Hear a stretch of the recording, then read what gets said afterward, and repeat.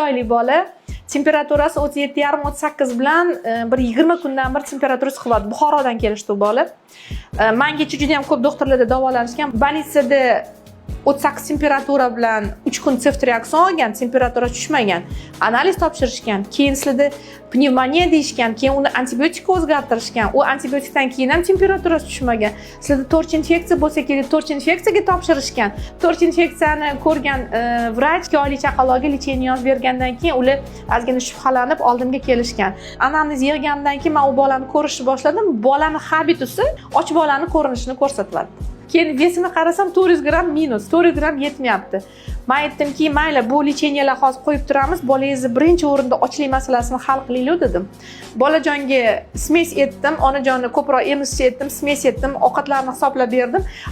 Bolajon ertasi kundan temperaturasi tushdi-da, bolajon tuzalib ketdi.